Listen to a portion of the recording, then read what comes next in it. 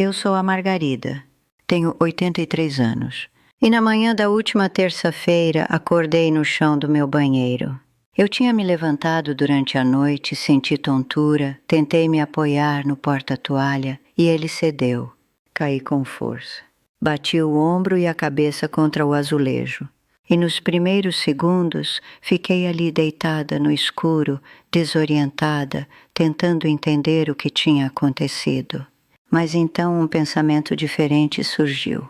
Afiado e frio. Se eu não conseguir levantar, quanto tempo ficarei aqui antes que alguém saiba? Esse é o medo que vive no fundo da mente quando você envelhece sozinha. Não a morte em si. A maioria de nós já fez as pazes com isso. É o morrer sozinha e ninguém notar por dias. É se tornar uma história que os vizinhos contam em tons baixos. Ela era uma mulher tão quieta, nem sabíamos que ela tinha partido. E vou contar exatamente como aprendi a curar essa solidão. Não enchendo minha vida de barulho, mas fazendo algo que ninguém te diz para fazer. Algo que me salvou quando eu estava no meu ponto mais baixo. Preciso levar vocês de volta a quando eu tinha 70 anos, porque foi aí que a solidão se tornou insuportável. Ricardo tinha partido há 2 anos. As ligações de condolências pararam. As visitas trazendo travessas de comida pararam. Meus filhos tinham voltado para suas próprias vidas, e eu fui deixada em uma casa que parecia me engolir inteira. Cômodos que eu costumava preencher com propósito agora apenas ecoavam. Eu preparava café de manhã e percebia que não tinha dito uma palavra em voz alta há 3 dias. Não para outra pessoa, nem para mim mesma. Apenas o silêncio pressionando de todos os lados. E todos continuavam me dizendo a mesma coisa. Margarida, você precisa sair. Você precisa ver gente. Não pode ficar sentada nessa casa sozinha. Então eu acreditei neles. Pensei que se pudesse me cercar de outras pessoas, a solidão iria embora. Se eu pudesse preencher minha agenda com atividades, pararia de sentir que estava desaparecendo. A primeira coisa que tentei foi um grupo de apoio ao luto em uma igreja do outro lado da cidade. Reunia-se toda quinta-feira à noite. Cerca de 12 pessoas, todas viúvas, todas supostamente ali para ajudar umas às outras no momento mais difícil. Entrei no subsolo daquela igreja na primeira noite com algo parecido com esperança. Talvez essas pessoas entendessem. Talvez aqui, finalmente, eu não me sentisse tão sozinha. Sentamo-nos em um círculo de cadeiras dobráveis. A facilitadora, uma mulher gentil chamada Ana, pediu que nos apresentássemos e compartilhássemos há quanto tempo tínhamos perdido nosso cônjuge.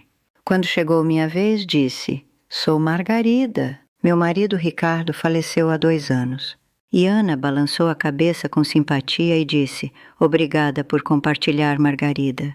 Então ela passou para a próxima pessoa. Na hora e meia seguinte, as pessoas falaram sobre seu luto, sobre sua raiva, sobre como tudo parecia injusto. E eu fiquei ali, ouvindo, balançando a cabeça nos momentos certos, tentando me sentir conectada. Mas algo estava errado. Porque todos estavam falando sobre sua dor, mas ninguém estava falando um com o outro. Estávamos apenas nos revezando para performar nosso sofrimento para uma plateia que esperava sua própria vez de falar. Quando a reunião terminou, uma mulher chamada Filomena veio até mim e disse: "Fica mais fácil, querida." Continue vendo, mas não ficou mais fácil. Senti-me pior, porque tinha acabado de passar 90 minutos em uma sala cheia de pessoas que supostamente entendiam o que eu estava passando. E nunca me senti tão invisível na minha vida. Voltei mais 4 vezes porque pensei que talvez só precisasse dar uma chance. Talvez eu estivesse sendo injusta, mas cada semana era igual. Pessoas compartilhando suas histórias no vazio. Ninguém ouvindo de verdade. Ninguém se conectando de verdade. Estávamos todos nos afogando separadamente na mesma sala.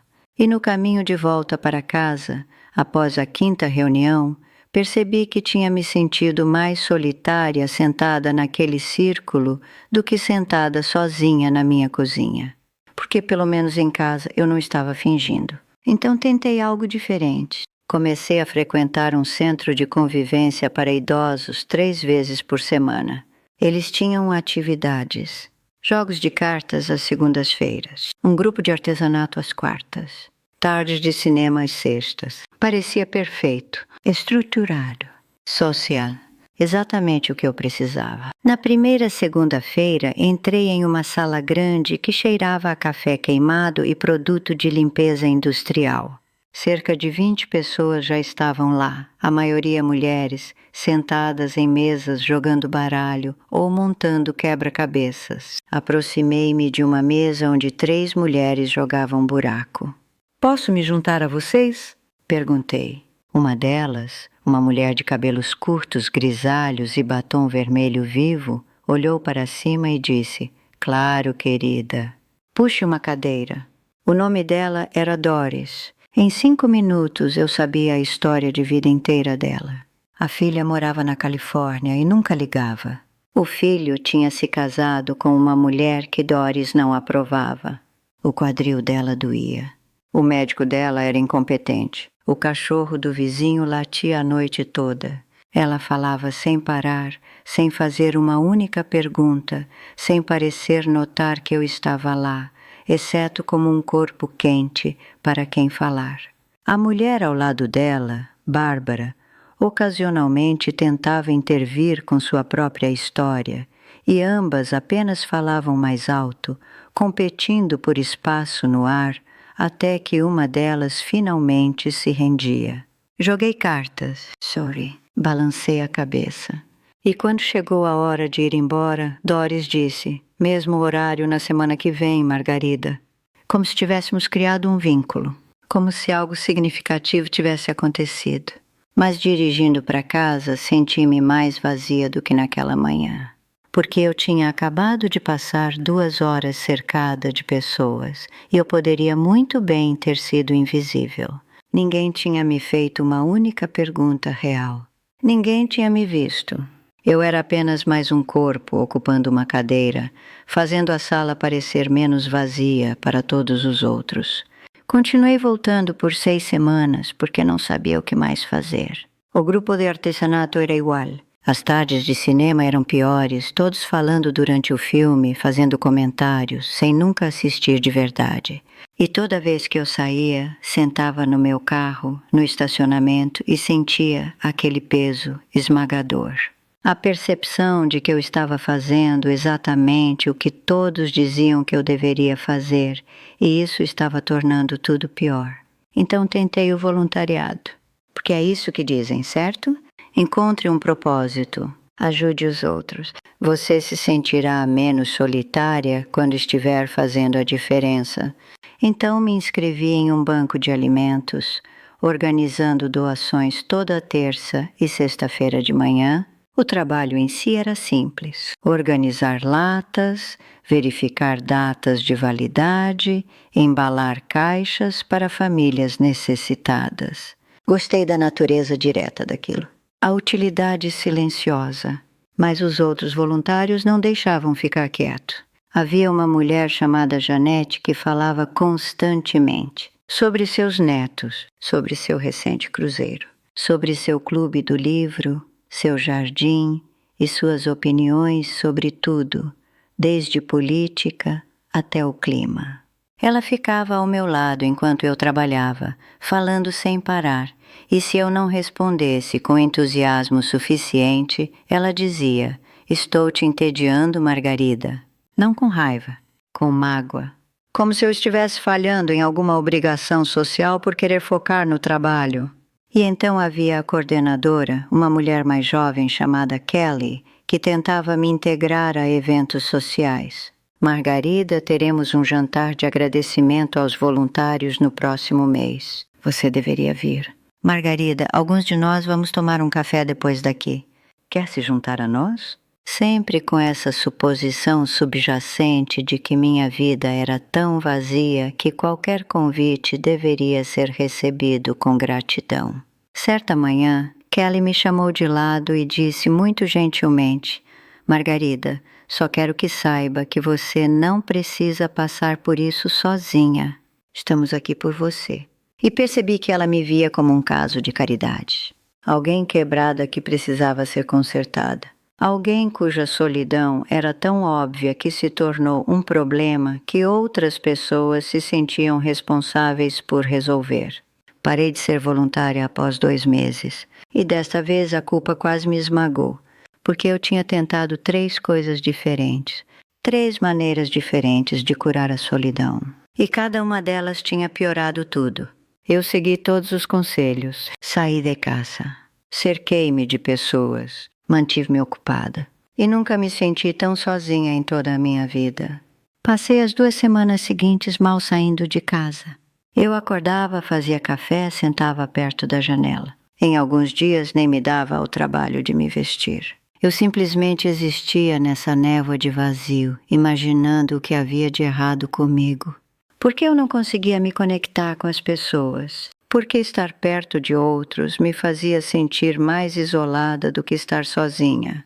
Comecei a pensar que talvez fosse assim que a vida seria agora, quieta, vazia, invisível. Certa tarde, eu estava sentada na minha varanda, sem fazer nada, apenas observando a rua, porque isso dava aos meus olhos um lugar para olhar. Sara, que morava a 2 casas de distância, estava passando com sua filha Emma. A mochila de Emma tinha aberto e livros estavam caindo na calçada. Sara estava equilibrando sacolas de compras, tentando se abaixar, claramente sobrecarregada. E sem pensar muito, levantei-me e fui até lá. Deixe-me ajudar, disse eu. Emma olhou para mim com aqueles olhos grandes e sérios. Ajoelhei-me mais devagar do que gostaria e comecei a pegar os livros. A voz de Sara embargou um pouco quando ela disse: "Obrigada, Margarida. Não sei por que tudo tem que dar errado ao mesmo tempo. Não foi um grande momento. Ajudei a pegar alguns livros. Firmei a mochila da Emma enquanto Sara a fechava novamente. A interação toda durou talvez 90 segundos. Mas enquanto voltava para a minha varanda, algo parecia diferente, mais leve. Porque Sara tinha me visto, não como um projeto, não como alguém solitária que precisava de atividades, apenas como Margarida que ajudou a pegar alguns livros. Poucos dias depois, Sara bateu na minha porta. "Margarida, tenho um grande favor a pedir e, por favor, diga não se for demais. Mas estou enrolada com o trabalho e queria saber se você estaria disposta a buscar a Emma na escola às vezes. Só nos dias em que não consigo sair cedo. Eu te pagaria, é claro." Quase disse não. Quase disse a ela que eu não era confiável o suficiente, não era jovem o suficiente, não era a pessoa certa. Mas algo me parou. Talvez fosse o jeito que ela pediu. Não como se eu estivesse fazendo um favor de caridade, como se eu fosse capaz. Como se eu fosse útil. Então disse sim. Buscar a Emma na escola tornou-se uma rotina. Na maioria dos dias ela falava o caminho todo. Sobre sua professora. Sobre seus amigos. Sobre um livro que estava lendo. Coisas pequenas e comuns. E eu ouvia de verdade. Sem esperar minha vez de falar. Apenas presente. E quando chegávamos na casa dela, ela dizia: "Obrigada, Dona Margarida." E era isso. Simples, real. E aqui está o que eu não esperava. Aquelas caminhadas de 15 minutos começaram a mudar tudo. Porque eu tinha um motivo para sair de casa às 3 da tarde. Uma pequena estrutura no meu dia. Alguém que ficava genuinamente feliz em me ver. Não porque eu fosse divertida ou interessante ou tivesse algo a oferecer. Apenas porque eu aparecia. Certa tarde, Emma me perguntou: "Dona Margarida, a senhora se sente solitária às vezes?" E eu quase menti. Quase disse algo tranquilizador e vago. Mas em vez disso disse: "Sim, às vezes sim." E ela balançou a cabeça como se isso fizesse todo o sentido e disse: "Eu também às vezes. Mesmo quando tem gente por perto." E naquele momento senti-me mais vista do que nos últimos anos. Porque essa criança de 8 anos entendia algo que a maioria dos adultos não entendia. Que solidão não é sobre estar sozinha. É sobre ser invisível. Sara começou a me convidar para tomar chá às vezes depois que eu deixava a Emma, não visitas longas, apenas 20 minutos aqui e ali. E conversávamos sobre coisas reais, não gentilezas superficiais. Ela me contava sobre o estresse do seu trabalho e eu contava a ela sobre o silêncio na minha casa. E nenhuma de nós tentava consertar a outra. Apenas ficávamos com aquilo. Duas pessoas sendo honestas sobre as partes difíceis. Ninguém te diz que curar a solidão não é sobre encher sua agenda.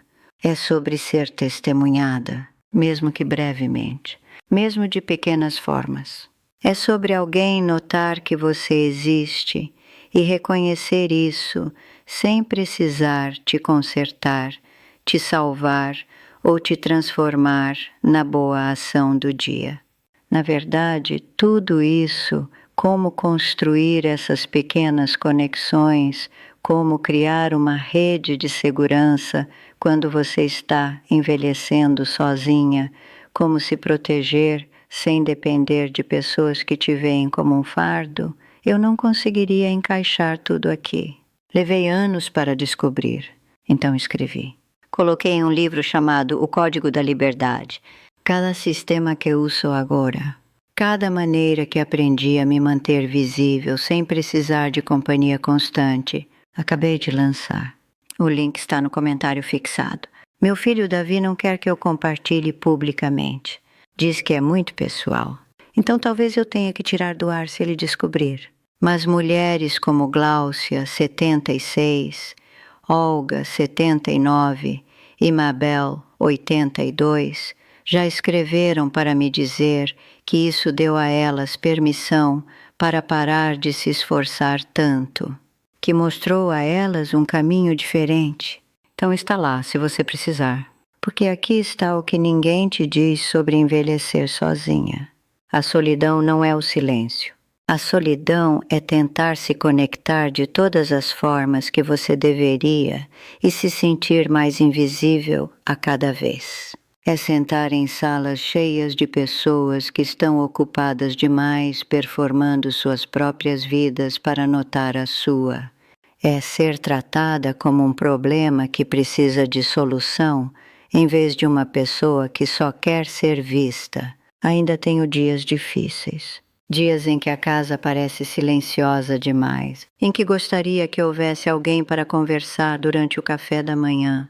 Alguém para notar quando estou cansada, triste ou apenas indisposta. Mas esses dias não me derrubam mais, porque não estou tentando curar a solidão enchendo cada hora com atividades forçadas. Estou curando-a, construindo pequenas conexões reais com pessoas que me veem como realmente sou. Mantenho meu celular no bolso agora quando saio. Não por medo, mas por praticidade. Sei que se eu cair, se algo acontecer, preciso ser capaz de contatar alguém. E não há vergonha nisso. Não é paranoia, é preparação. É parte de viver sozinha com dignidade. Também mantenho uma lista na minha geladeira. O número da Sara. O número da minha irmã Joana. O vizinho da frente que geralmente está em casa. Não porque eu ligue para eles constantemente, mas porque saber que eles estão lá, saber que eu poderia pedir ajuda, se precisasse, faz com que a solidão pareça menos absoluta. E aprendi a pedir pequenas ajudas. Não grandes pedidos dramáticos que deixam as pessoas desconfortáveis. Apenas coisas simples. Sara, se você for ao mercado, pode pegar 1 litro de leite para mim? Joana, você se importaria de me ligar amanhã? Só quero ouvir sua voz. Pequenos pedidos que me lembram que ainda estou conectada ao mundo sem fazer ninguém se sentir sobrecarregado. Peguei uma gata há cerca de 1 ano. Ela simplesmente apareceu na minha varanda uma noite magra e com fome. Comecei a alimentá-la. Eventualmente ela ficou. Agora ela dorme aos pés da minha cama todas as noites. E nos dias mais difíceis, quando o silêncio parece pesado, ela está lá. Uma presença quente e viva. Um batimento cardíaco que não é o meu. As pessoas subestimam o quanto isso importa. O quanto ajuda ter algo vivo na casa com você. As pequenas conexões importam mais do que eu jamais entendi. A mulher na agência dos Correios que sabe meu nome e sempre pergunta como estou. O homem que entrega minha correspondência e a cena da rua. Minha irmã Joana, que liga a cada 2 semanas e conversamos sobre nada importante, mas parece real. Emma, que às vezes desenha para mim na escola e traz. Sara, que me manda mensagens ocasionalmente só para ver como estou. Esses não são grandes relacionamentos, mas são genuínos e são o suficiente. Também aprendi a ser mais visível de pequenas maneiras. Deixo a luz da varanda acesa à noite para que os vizinhos saibam que estou em casa. Aceno para as pessoas quando passam. Faço pequenas conversas no mercado em vez de correr. Aviso ao farmacêutico quando vou viajar por alguns dias. Pequenos sinais que dizem, estou aqui, faço parte deste mundo. Se eu de repente não estivesse, alguém notaria. Há uma mulher que mora a 3 casas de distância, Rita, que eu não conhecia muito bem até o ano passado. Mas começamos a nos cumprimentar quando pegávamos a correspondência ao mesmo tempo. Então, um dia, ela mencionou que estava preocupada com o gelo nos degraus dela e contei sobre o sal que uso. E agora verificamos como estamos quando o tempo está ruim. Mandamos mensagens se não vimos a outra por um tempo. Não é amizade no sentido tradicional. Mas é conexão, é ser vista.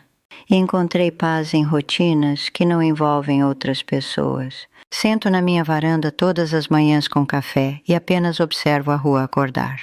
Ouço os pássaros, percebo as estações mudando. Leio livros que realmente me interessam, não os escolhidos por um comitê. Faço refeições que quero comer em horários que fazem sentido para mim. Esses rituais silenciosos não são solidão. São sós, e há uma diferença. Estar só é escolher sua própria companhia. Solidão é querer ser vista e se sentir invisível. Sou grata agora por coisas que costumava tomar como garantidas. O fato de que meu corpo ainda funciona bem o suficiente para buscar a Emma na escola. Que minha mente ainda é clara o suficiente para ter conversas reais. Que tenho uma casa quente, comida suficiente e uma gata que ronrona quando a acaricio. Que Sara confia em mim com sua filha. Que Emma fala comigo como se eu fosse importante. Essas não são coisas pequenas. Elas são tudo. Também sou grata pela solidão pela qual passei. Porque ela me ensinou o que eu realmente preciso. Não barulho, não distração. Não uma agenda lotada de atividades que me deixam sentindo mais vazia. Preciso de presença. Presença real. Pessoas que me veem sem precisar me consertar. Conexões que parecem mútuas, não de caridade. Momentos em que sou testemunhada, mesmo que brevemente, como a pessoa que realmente sou. A vida aos 83 anos não é o que eu imaginava que seria. É mais silenciosa, menor, menos cheia de pessoas, mas não é vazia. Não mais. Porque parei de tentar curar a solidão do jeito que todos diziam que eu deveria. Parei de me forçar a entrar em espaços que me apagavam. E comecei a construir algo diferente. Algo mais silencioso, mas mais forte. Conexões que não exigem manutenção constante, mas que me seguram quando importa. E quando acordei naquele chão do banheiro na última terça-feira, desorientada e assustada, a primeira coisa que fiz foi alcançar meu telefone. Liguei para a Sara. Ela estava lá em 4 minutos. Ajudou-me a levantar. Certificou-se de que eu estava bem. Não fez um grande drama disso. Apenas ajudou. E enquanto sentava na beira da minha cama depois, recuperando o fôlego, percebi que não estava sozinha. Não do jeito que eu temia, porque eu tinha construído algo silenciosamente, cuidadosamente. Uma rede de segurança feita de conexões pequenas e reais que não dependiam de mim ser constantemente divertida, grata ou consertada. A solidão de envelhecer sozinha é real, é pesada. E ninguém te prepara para como ela é. Mas não é uma sentença de prisão. Ela pode ser curada. Não enchendo sua vida com atividades forçadas ou performando conexão em salas cheias de estranhos, mas encontrando pequenos momentos genuínos onde você é vista, construindo rotinas que te ancoram, pedindo ajuda de maneiras que não te diminuem, deixando as pessoas testemunharem sua vida sem precisar torná-la mais bonita do que é. Tudo o que acabei de compartilhar, todos os sistemas que construí, todas as maneiras que aprendi a me manter conectada sem me perder, está naquele livro, O Código da Liberdade.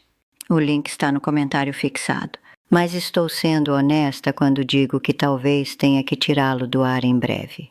Minha família não entende por que estou sendo tão aberta. Davi acha que estou compartilhando demais. Linda provavelmente ficaria envergonhada se soubesse que estou falando sobre isso publicamente. Então, se você precisa, pegue agora. Mulheres como Dora, 74, Branca, 81 e Irene, 77, me disseram que isso mudou tudo para elas. Que deu a elas um mapa para algo sobre o qual ninguém mais fala. Então está lá. Por enquanto. Obrigada por sentar comigo durante tudo isso. Espero que em algum lugar de tudo isso você tenha encontrado algo que pareceu verdadeiro. Algo que te lembrou que você não é invisível. Que a solidão que você sente é real, mas não é permanente. Que existem caminhos através dela que não exigem que você seja ninguém além de quem você é. Cuide-se, seja lá o que isso signifique para você.